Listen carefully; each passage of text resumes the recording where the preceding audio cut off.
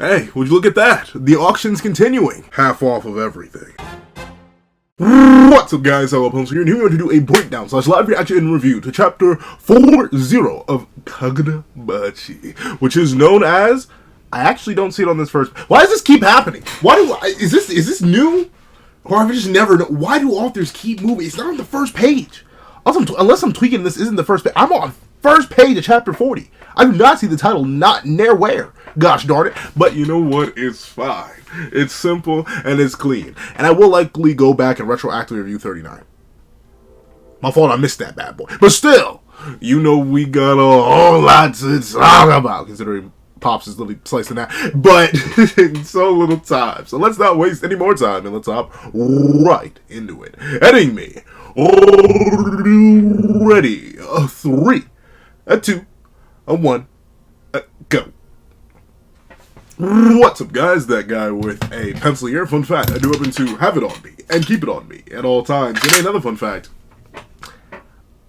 I like is it really that deep? Like, I don't know what kind of level of indoctrination you gotta be in. You're literally sliced in half, my boy. Or like, not literally sliced that, dude.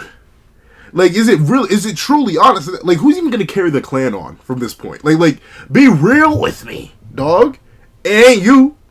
And ain't none of your kids. Oh, well, actually, I do think the eldest son is still alive. If I assume there's gonna be one holdover left from this arc, it's obviously gonna be Hakuto himself, and likely the eldest son, because I don't think he actually perished. But the thing is, like, dude, once you go, unless you mystically, magically perform the ritual in the last seconds of your life on your eldest son who's knocked out somewhere, I'm not exactly sure if the Rakuzachi's gonna go on any further, dog. I'm not sure if it's worth it. Maybe you should get yourself some medical help and not just hold yourself together with rocks and super glue and hoping for the best. But I mean, you know, I'm not beholden to the Rakuzachi, right? So like, maybe there's deeper, more personal, more next level, more high level, more top of the line reasoning that I simply do not fathom. But dog, that is absolutely insane. But let's see. The enchanted blade is my merchandise. No matter what, proceed. Like, notably, one thing about Kagurabachi, I will admit, and it's a blessing and a curse of the manga, the characters, just due to how quickly paced the series has been in its first 40 chapters, we've gone through, like, 3? Well, 2. I'd say, because, like, it's Soga, then it's the head of the Sazanami clan, right? I'm not missing an antagonist, am I? I'm not going to say we were directionless, but we didn't really have much in the early chapters. So, like, we've gone through 2 big, bad, major antagonists, and I feel like there's some, like, underlying history and context for why this guy's so focused on the Rakuzachi. Like, what was his dad like? Because, like, last chapter, he specifically makes a statement about, like, hey, I ain't their father. I'm the head of the Sazanami clan, dog. I got means and motives and metrics y'all couldn't even understand. So, like, I wonder how deep the indoctrination goes. Like, how bad was it for him that he's legit thinking like this? And where's their mom? Was she ever mentioned? Am I tweaking? This is what happens when you consume manga too quick. Did he have a mom? Did he have a wife? Where did the kids come from? Did he make them? No, well, he made them. But did he make them, if you know what I'm talking about? Let's see. Is this an illusion? It's a real demonstration. Is this the Shinuchi's true power? Oh, that's pretty big. An actual demonstration? Power beyond the control of an eternal contract. It seems like your theory was correct, senpai. I feel like this would mean a whole lot more if we actually knew. Well, I guess we do have examples of it. That's the thing. We don't necessarily, like... And that's another thing about the series so far, just because it's short right now. We're in the early stages of the series. Once again, I'm not sure how long it's going to run. Maybe it's going to be like a magic and muscles type beat where it ends around like the 170s. Or maybe it's going to be another JJK where it gets into like the 200s. But I'm not exactly sure what the longevity of this series is. But due to this, I mean, it's cool to see that you can break an eternal contract. But what? This is the 3rd sword we found out of the 6, I think we believe, because it was, we already had Enten, then we had Cloud Gouger, now we're at Shinuchi. So if the 3rd sword is already breaking rules that were established in this arc, as far as I forget, how long has the Eternal Contract been a thing? I don't remember. I just need to do a reread. It's 40 chapters long. I should be able to eat it again real quick. But like the Eternal Contract concept, I felt like it was introduced in this arc, and we're already breaking it in this. But then again, maybe they're not breaking it. Once again, who knows? Considering that the leader of the Sazanami clan is already using an illusion-based sorcery to keep projecting himself and not the battle that's happening inside the storehouse, maybe this is a previous example of it, and this isn't actually the breaking of an Eternal Contract. Because if it is already, it kind of feels wacky. Unless it's going to be revealed that the actual holder of the Eternal Contract is also merchandise and, like, directly wielded or commanded the weapon or something. Let's see. But the box is still... Okay, so yeah, it isn't breaking. It isn't breaking just yet. He can't hold out for more than a few seconds, but I can't let up on him. Just in case. Kuro. Shred his cheeks open. Hey, yo! Chihiro, don't do that! Slicing the ground up? Darn! I mean, do what you gotta do. At this point, I do get it. The only thing I'd be worried about is, like... Sure, you have Hakuri, but, like, Hakuri's real strained right now. What happens if you, like, destroy the only door? Because the actual door was destroyed by the head of the Sazanami. They just destroyed that ancient ritual door that allowed you to enter the storehouse from regular space. But, like, he's the key to the main one. If Hakuri passes out, Chihiro, you're gonna be trapped there for a while. Like, I get it, you gotta get people out of there, but still, dude, I'm not just the safest. That's the thing, like, completely random context. But if I was ever fighting someone who, like, had control over separate spaces, I'd always be worried about what would happen if I defeat them and or incapacitate them while I'm trapped inside that separate space. Like, can I just get out? Does your ability shut down if I beat you? Because, like, there's an ability in Bleach in the Fullbringer arc where, I forget the character's name, but they can make, like, a whole pocket dimension. But you can either brute force your way out of that bad boy, and or simply meet the conditions of the pocket dimension, where, like, oh, you beat this guy, boom, the pocket dimension collapses. But, like, for the storehouse, there's nothing like that set up. So, Chihiro, I do get going for the victory royale here, but you may be risking being in prison for a little bit, at least till Hakuri recovers. But let's see. But why did... Hishaku. I'm not gonna remember that. But Hishaku, why did Hishaku put the Shinuchi up for auction in the first place? Probably. Oh, wait, nope. I guess that's Chihiro. But why? Why did the... Oh, wait, no. What the heck? No, why did the Hisaku put the Shinuchi up for auction in the first place? Probably to get the... What the... Probably to get the Kamunabi to bid for it. Huh? They went to the trouble of stealing the enchanted blades. Of course they'd want to use them. In that case, they first have to slaughter the owners, so... The Kamunabi are hiding the sword masters under the strict protection.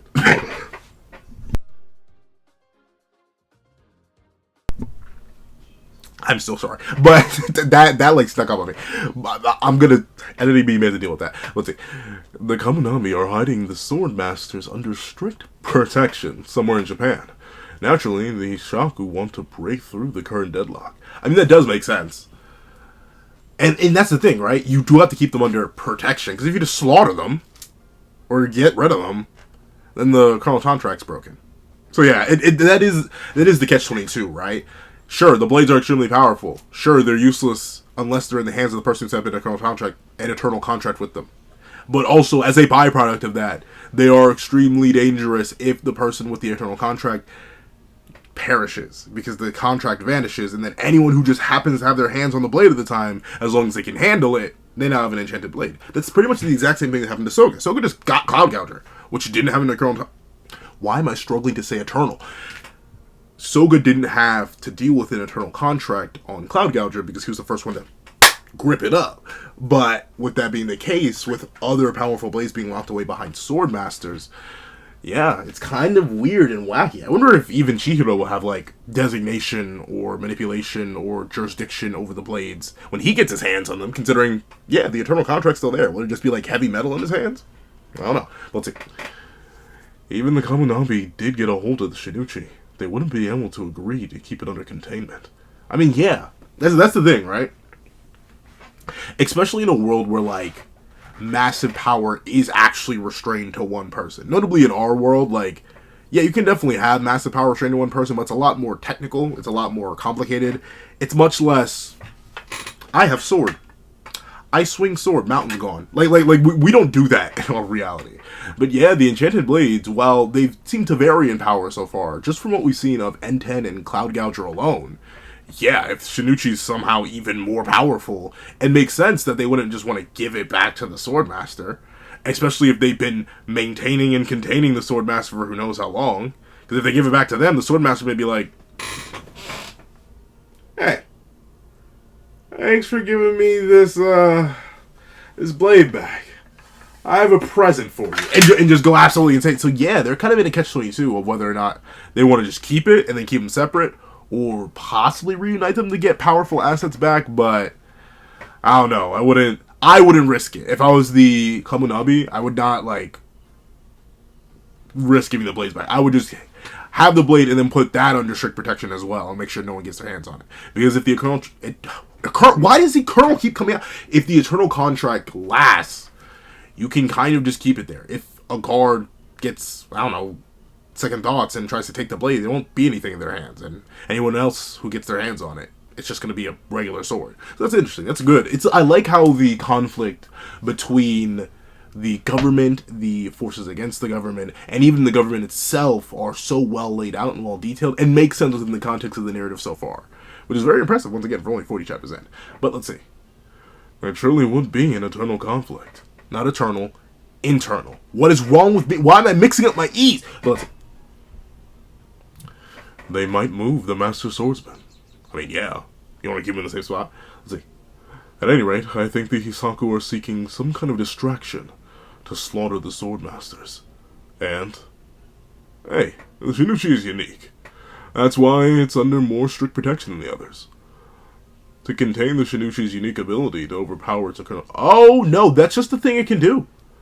I thought we were tweaking. It was protected in that box for 18 years after the war.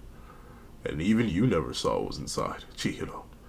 So, oh, okay, at least it's being, I thought, okay, that clears it up. At least it's an exclusive ability to the Shinuchi. I just thought anybody with enough, like, willpower, raw power, spirit energy, just, like, grab an enchanted blade, eternal contract or not, and just, and then, like, whip out the magic. But no, the Shinuchi's base ability is to be easily passed around, essentially. Because it allows anyone to use it. Or at least maybe not anyone to use it. It's interesting. It's not necessarily saying it's like more powerful. It's just saying, hey, you give this to anybody and they're good. But then at that point, what's the point of the Eternal Contract? Unless there's some specific criteria for bypassing to the Eternal Contract, even with the Shinuchi, I'm not exactly sure what's like the means, the motive. Like, legitimately, I'm not sure. Why we even bother with the sword? You might as well just slaughter him and get the blade. But I don't know. We'll see. Probably because the Swordmaster can wield the blade better than anybody else. Let's see. The seal in that box was also extremely robust. Those old Kabunabi... the old Kabunabi created it. To break the seal and open the box, you need... What? I'm about to say... I thought it was like bow-identification. I'm like, what is bow-identification? Bio-authentication from those three. Okay. Okay, from those... Okay, that makes sense. Hopefully they don't get got, and then what if you can never open the box again? I guess that may be a blessing in disguise. Let's see. It might be possible to independently analyze the sealing ceremony and find a different approach to the signal. But with a signal of that level, it would take even more... it would take even the most skilled sorcerer 10 years. You have 10 minutes. No, I'm kidding. If they can't open the box, they can't touch Shinuchi. So, it does no good for the Hisaku to possess it. They put it up for auction somehow. The fact that they put it up for auction somehow spits or shifts the status quo. That's my theory. So they found a way... I guess it makes sense, right? Once again, the group of people who came was like, hey, Rokuhira, we have something for you. And then they just, tore his entire house apart. I think ultimately... I guess it's better to have it not need than need not have. I get that idea. And I also understand the idea for the current body to get rid of it. Because if it is that useless and it's sealed away in a box, just telling them there's an enchanted blade in that box, and that box wasn't like the other enchanted blade boxes that were broken into, yeah, that would be enough to just draw people in, make sales, make them good money, get them good bids up. So it all does make sense. Let's see. Right. Fast. So. Wait. Right. So as long as the seals on the Shinuchi's box are intact. Okay, that's the box. I was cat. Whoa, hold on a second. I need a sip.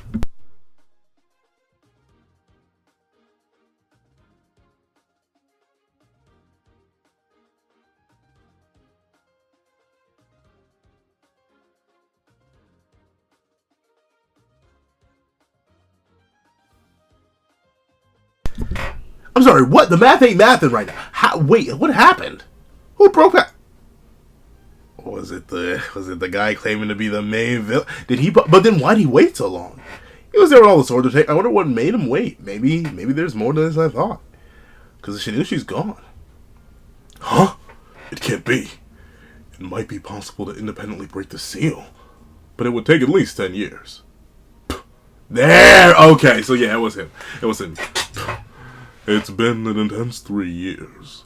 After that day, I funneled anything and everything in opening that box.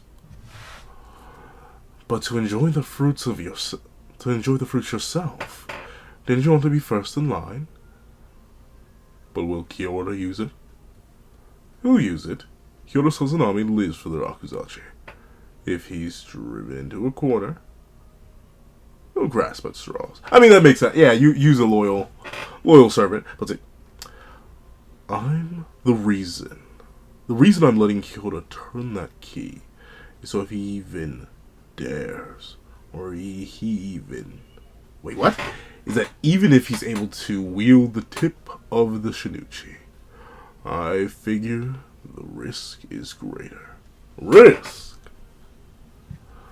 The reasons I'm letting Kyoto turn the key is because even if he's able to wield the tip of the Shinuchi, I fear it's great. My brain's so hard to brain. So long as the Shinuchi's master is alive somewhere, we can't be sure we have command of it. Primary command. Oh, okay, so the Shinuchi listens to secondary command. Kind of like your subconscious rather than your active conscious. In other words, Kyoto is a guinea pig. I mean, yeah. Test it out. See if it works. I don't blame him. Let's see. Uh-oh. Standing on business? How are you standing on business? You were literally sliced in half. How are you standing on business? Unless he's willing to Shinuchi. But let's see. Now, what will happen? Broski's back.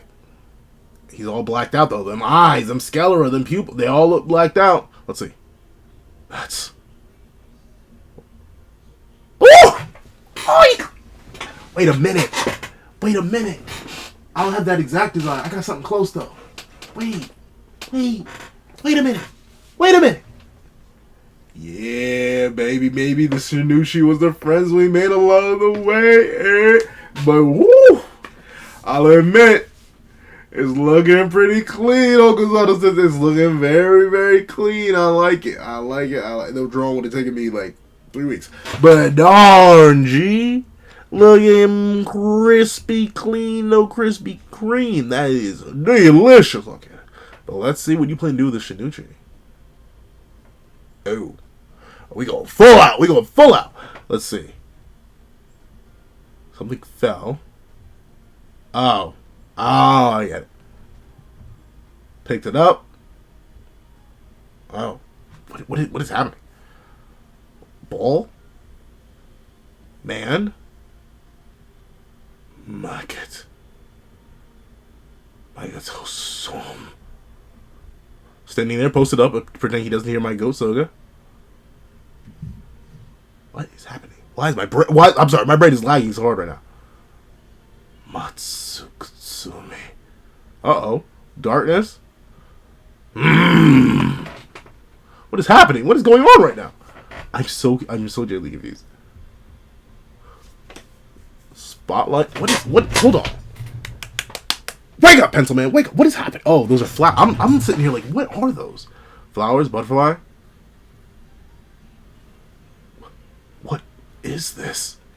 I hope so. He bypassed the eternal contract and made him a blade of his own. Alright, let's see what the stronger blade wielder is. Huh. I couldn't draw the sword. Even just... Oh, okay. Even just commanding a bit of its true power. How wonderful.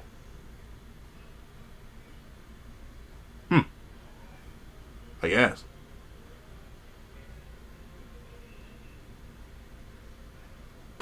So, like, why would you only want to pay? I guess because, once again, he's playing to sell it. So I guess he doesn't necessarily need the full mastery level of control that would naturally want to come to mind with such a powerful weapon and ability. Or at least presumed ability. Let's see. Moving awfully quick. Let's see, though. The sound of a blade? It can cut everything without being tarnished. Without being tarnished. We're both extremely worn down. Hey! What's the situation? Yeah! Jump that man! Wait a minute. Hold on. Wait a minute. One, I blew through the chat way too quick. And that's with my numerous brain lags. I'm sorry, my brain kind of just like auto-deleted itself for a little bit. But weren't you fighting Homeboy? Weren't you fighting the big bad villain? What happened? Weren't you fighting Optimus Prime right here? That was this fight that was... Did he just dip? Did he just leave? Or am I forgetting that fight ended? But alright, we got Ashbone, who's lady... I'll remember her name next time. I lie. Koyuki? Why is Koyuki ring? Koyuki's ringing in my head. I'm not sure if it's Koyuki. But interesting. She showed up to the battlefield and she's ready to get teleported in. They're probably about to jump him. That's what I'm talking about. But overall, a W chapter. I thought we really were in the wrap-up stages. I thought we were not going to see Shinuchi being used by the head of the Sakazaki or Rakuzachi. But we did. That's a really neat detail. I do like learning about the limits on eternal contracts and ultimately the seals behind them. I do like the twist of the blade being wielded and also the big bad main villain working so hard to unseal it for literally 3 years that them showing up likely was legit just to unseal that and other things just happened around them. And then also, the mystery here is nice. I don't know who exactly this is. But still, the conversation itself is interesting. The basis of the conversation is going to be interesting. And I'm really excited to see the Ashbone and the demon who lives in the sword's darkness to consume the raging butterfly. I'm very, very excited. However, that's what I think. Please know what you guys think in the comment section down below. I'd like to thank you so much for watching. Please remember to leave a like, share, comment, and subscribe. And make sure that little notification bell so you don't miss out on any videos that come to the channel. Also, I do have a Patreon below where you can support me for as low as $1. Get them $1 a month. These links are exclusive videos, early content, and more. You also now become a member of the channel for as low as $3 a month to get the same perks and more. So those perks will include the live reactions, Saturday series or review, ad-free variations of all my videos, and if you come into a $25 Patreon and $25 member, you can order whatever video you want. Also, I do have a link to my Ko-Fi description down below where you can drop 5 beans for a short video, 25 beans for a long video, or any beans at all. Any support is always greatly appreciated. Now, if you made it all the way to the end, please leave sparking butterfly. Leave sparking butterfly in the comment section down below. I'd like to thank you so much for watching once again, and I hope you guys have a wonderful day. This is Nagel the Pencil, writing off.